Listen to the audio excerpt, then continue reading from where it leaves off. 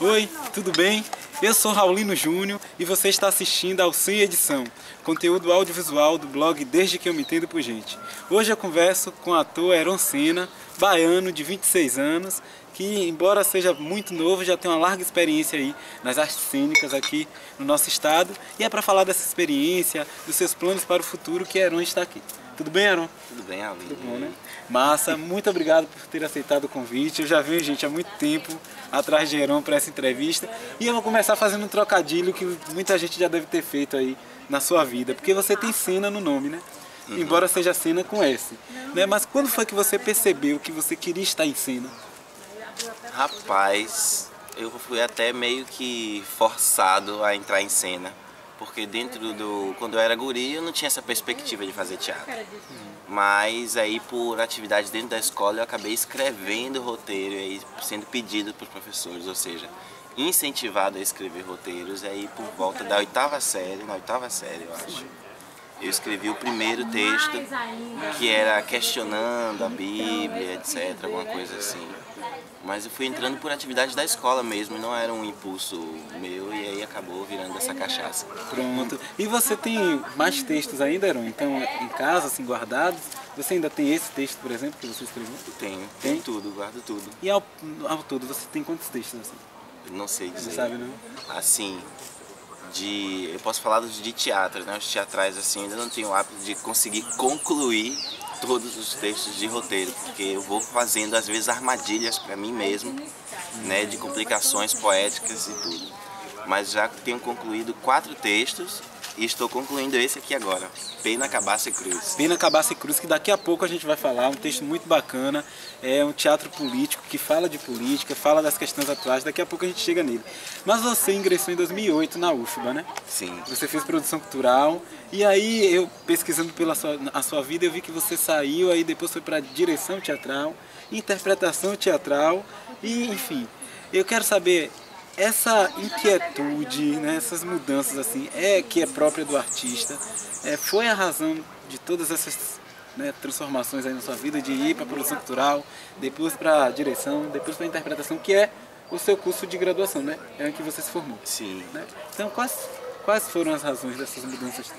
Assim, eu não me formei, tem 15 dias que eu colei o grau, assim, mas a Universidade Federal para mim foi uma diáspora de 7 anos, assim.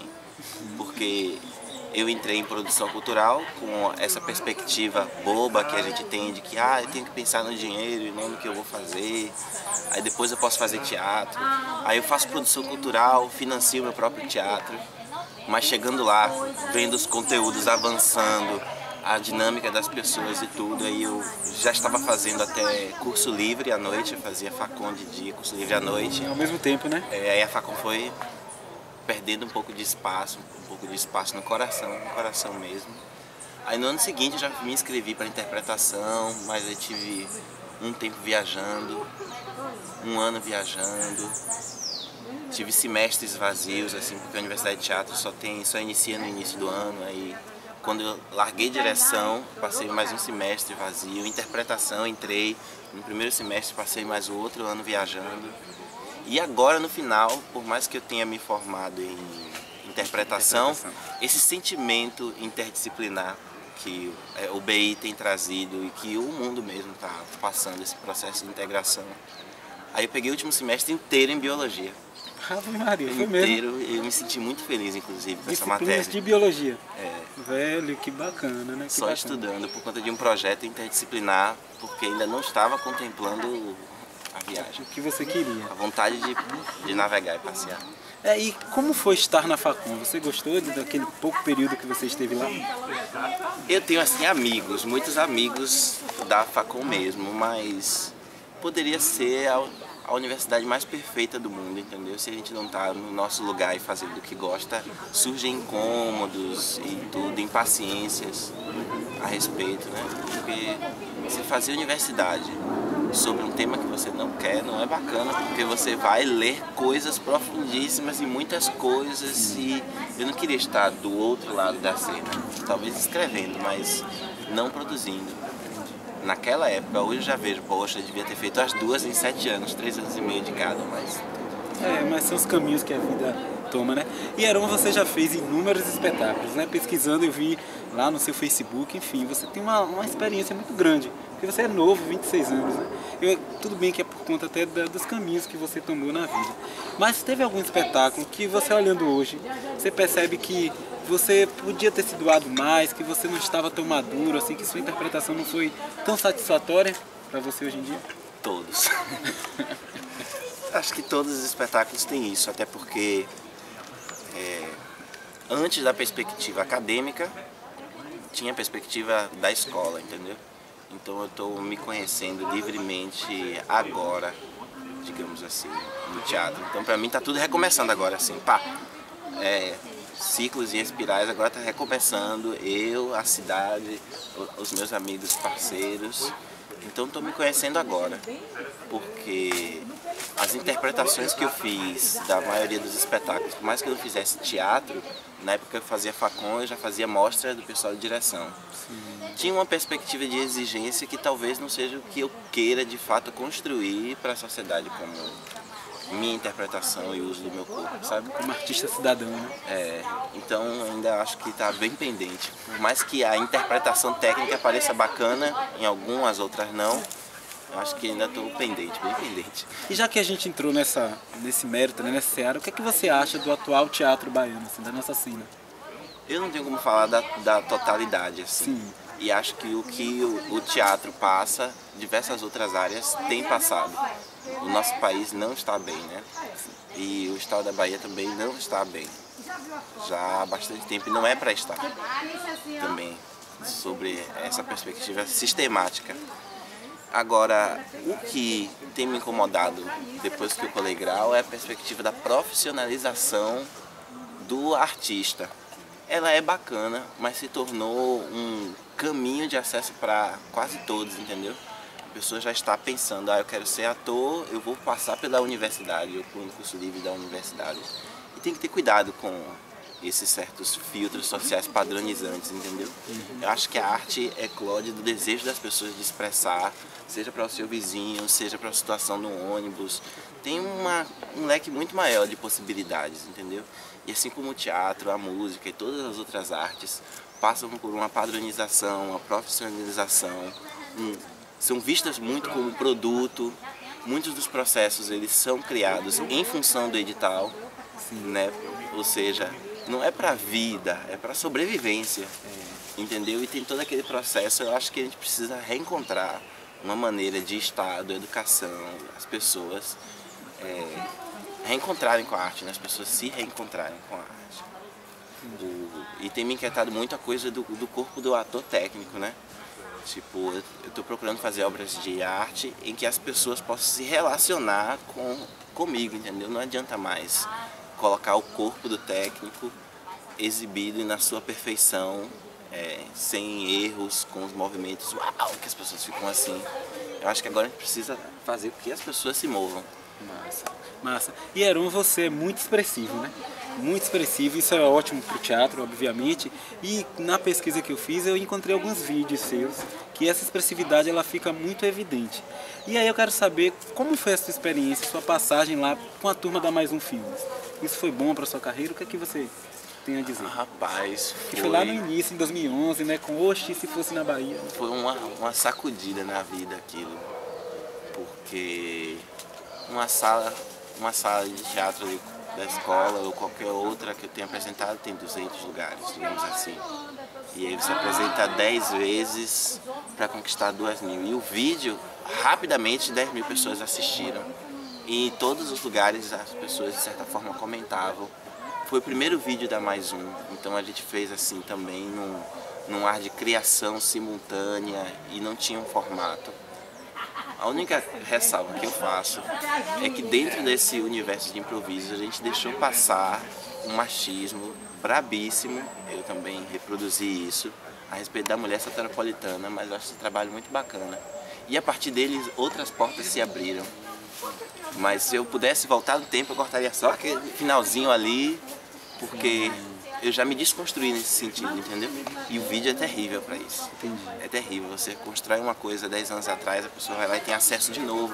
E por mais que você tenha desconstruído dentro de si, isso tá lá como se fosse sua verdade, não é mais. E nesse sentido você falou aí da repercussão do vídeo, né? Você fez um pro Bahia 247, Sim. que você falava sobre a preguiça do baiano, né? Boca de 09 era o programa. Preguiçoso é a mãe, né? O título ali do episódio. E esse vídeo ele tem mais de 108 mil visualizações. É mesmo? Tem, eu pesquisei. Como é pra você essa repercussão, velho? Como foi pra você receber isso tudo, assim? As pessoas na rua sabem o seu nome antes de você chegar, assim.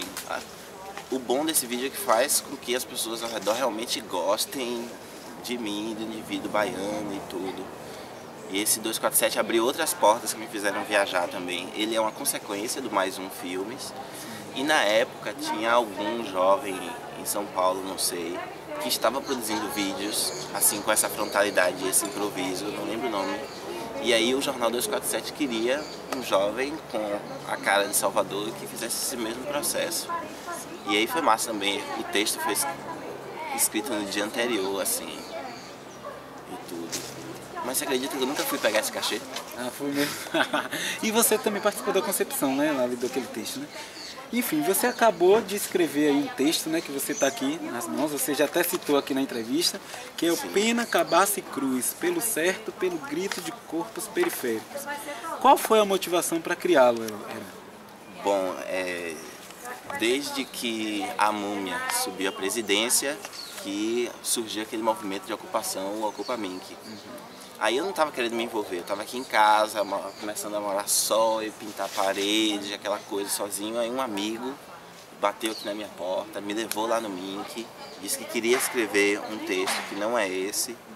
E aí eu acabei me envolvendo com aquele espaço, com as pessoas, com a situação de racismo estrutural que se repetia lá dentro, com o machismo que se repetia lá dentro, com a homofobia que se repetia lá dentro. Todos esses processos da sociedade estavam bem nítidos ali, dentro do Ministério da Cultura, com artistas da cidade.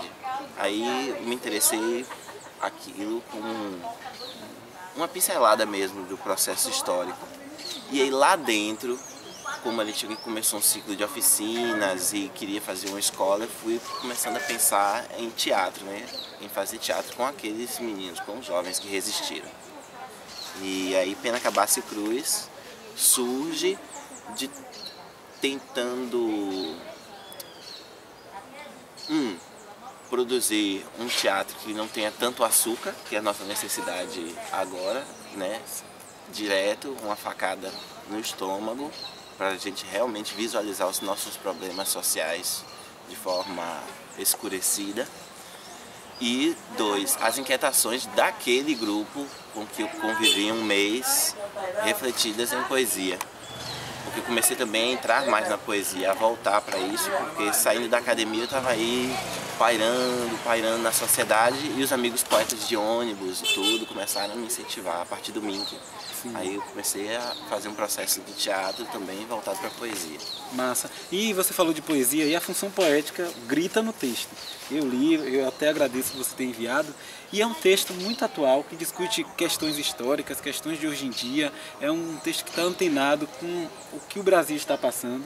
E eu quero saber quanto tempo você demorou para escrever e como foi esse processo de pesquisa. Porque, como eu disse anteriormente, é um texto que tem muitas referências. Como foi isso? Cada cabeça é um mundo, né? Cada orelha é um mundo, é um processo. Eu fico que nem um lagarto numa pedra, pensando assim, ó.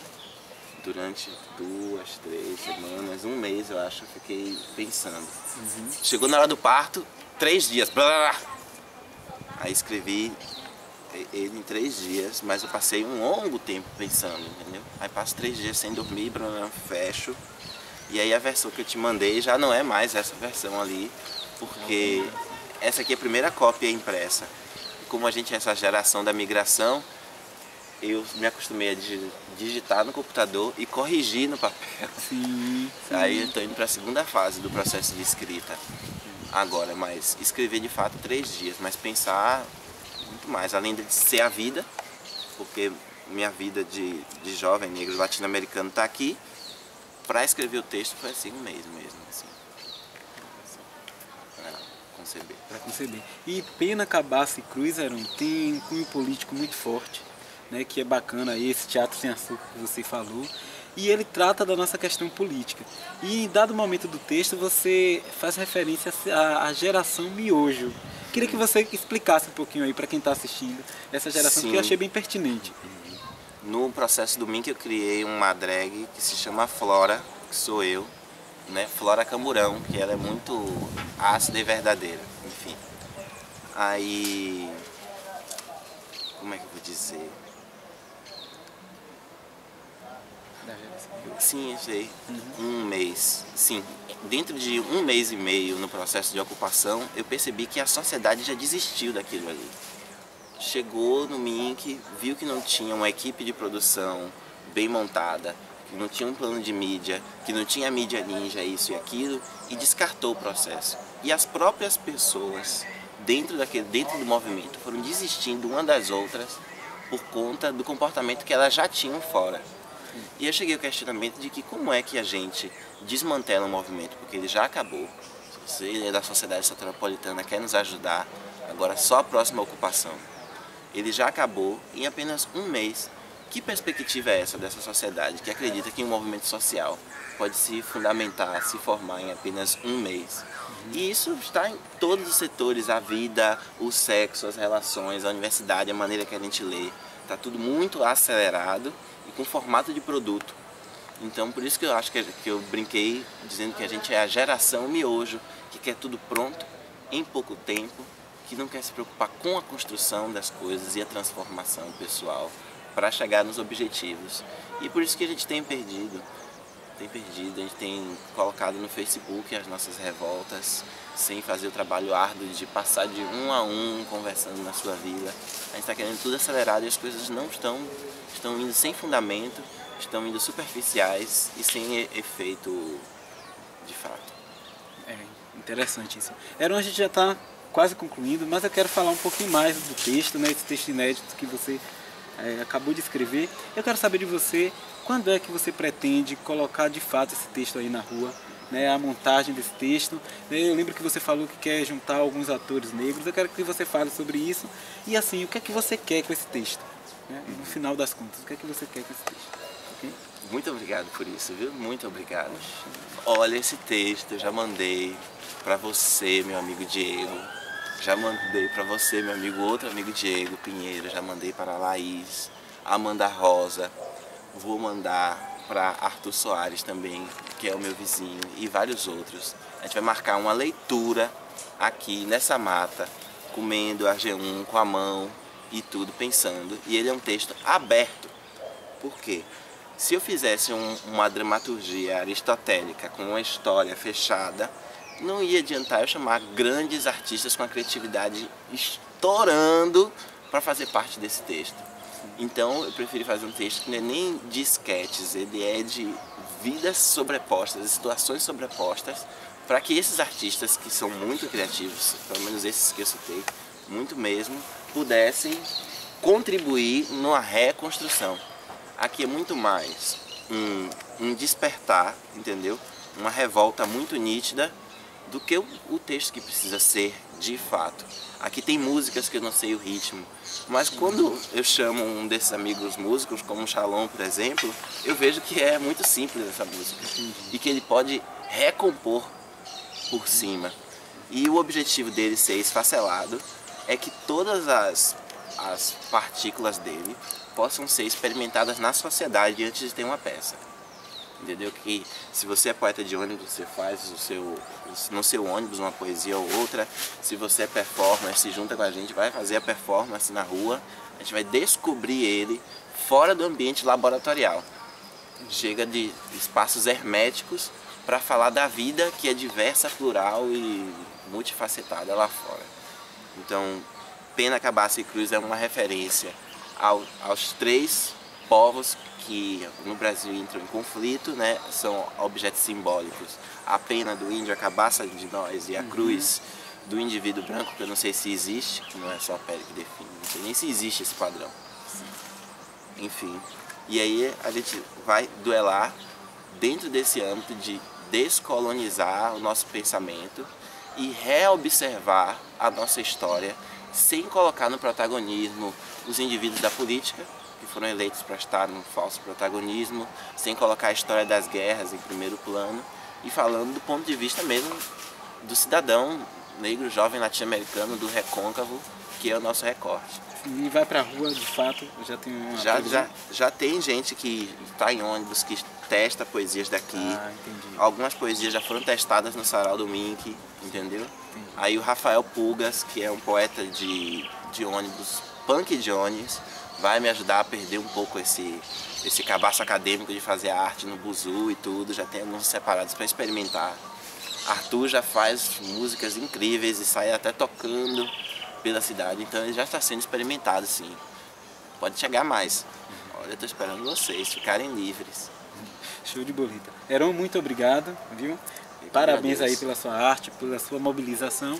E a gente fica por aqui e voltamos em outro sem edição aí, sem nada editado, a verdade aqui na cena também. Viu? Muito obrigado. É isso.